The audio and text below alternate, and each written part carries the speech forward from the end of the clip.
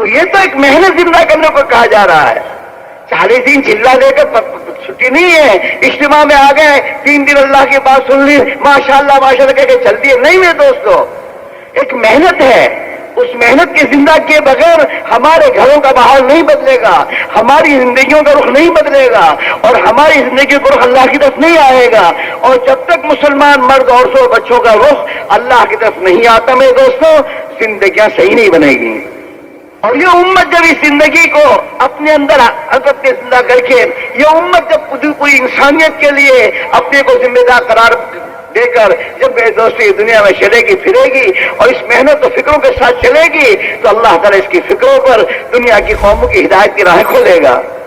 آج تو ہم دنیا کے ملکوں میں جاتے ہیں, کبھی ہمارے ذہنوں میں بھی آتا ہے کہ اللہ انہیں ہدایت دے دے, کہ بیچارے بغیر ہدایت کے بغیر ایمان کے مر جائیں گے, کا کیا ہوگا؟ کیونکہ وہ فکر ہمیں ہے ہی نہیں, وہ سوچ ہماری ہے ہی نہیں. ہم اپنے آپ کو اس کام کے لیے ہمیں اللہ نے پیدا کیا ہے, وہ کبھی ہمارے ذہنوں میں آتا ہی نہیں.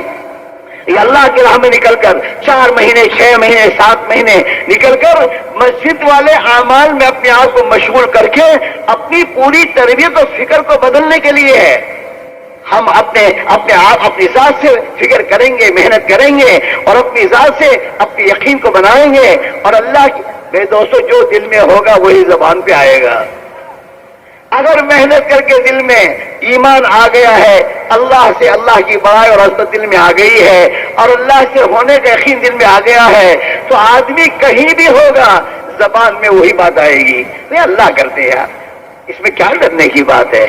اللہ کے ہاتھ میں سب آسان ہے, اللہ کے لیے سب آسان ہے. ہاں, اس لیے میرے بھائی میرے عزیزو, یہ ہماری پہلی ضرورت ہے. دکان پر جانے سے پہلی ضرورت ہماری ہے کہ ہم اپنے دل کی یقین کو صحیح بنائیں, اور اس صحیح یقین کو لے کر دکان پہ جائیں.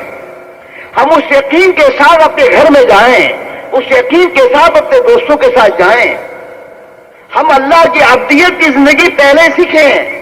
اگر ہم اپنے اللہ کی عبدیت کی زندگی کے ساتھ دنیا کے کسی شعبے میں بھی جائیں گے, اللہ کی مدد ہمارے ساتھ ہو جائے گی. مسلمان کی زندگی کا مقصد اور ہے, اور میرے تو غیر مسلم کی زندگی کا مقصد اور ہے. ہمیں تو اللہ نے اسی کے لیے پیدا کیا ہے کہ ہم اللہ کے بندے بن کر جئیں, اور دنیا کے انسانوں کے رخ کو اللہ کی طرف موڑنے کی فکر کریں. اس کی دعوت ہے, اس دعوت کو سیکھنا ہوگا. اس دعوت کے لیے میرے دوستوں اس کا مزاج پیدا کرنے کی محنت کرنی پڑے گی ہمیں. ہاں, جیسے تاجر کا مزاج تجارت کا ہوتا ہے, کہیں بھی بٹھا دو اسے, وہی بات کرے گا جو اس کی تجارت کی ہے. کسی کی شادی میں جائے گا تو وہی بات کرے گا. ہاں, کہیں بھی جائے گا تو یہی اس کی دھن ہوگی. ہاں, جوتوں کا تاجر کہیں بھی جائے گا تو سب کے جوتے دیکھے گا, اور گھڑی کا تاجر گھڑیاں دیکھتا رہے گا. اس کا مزاج تجارت کا بن چکا ہے. کہ مسلمان کا مزاج تو دعوت کا مزاج ہے, اور مسلمان کا مزاج تو اللہ کے دین کا مزاج ہے. وہ تو جہاں بھی جائے گا اسی فکر کو لے کے جائے گا. کاروبار میں جائے, آفس میں جائے, چاہے کہیں بھی جائے, وہ تو اسی فکر کے ساتھ جائے گا, اور اس کی زبان کا بول یہی ہوگا.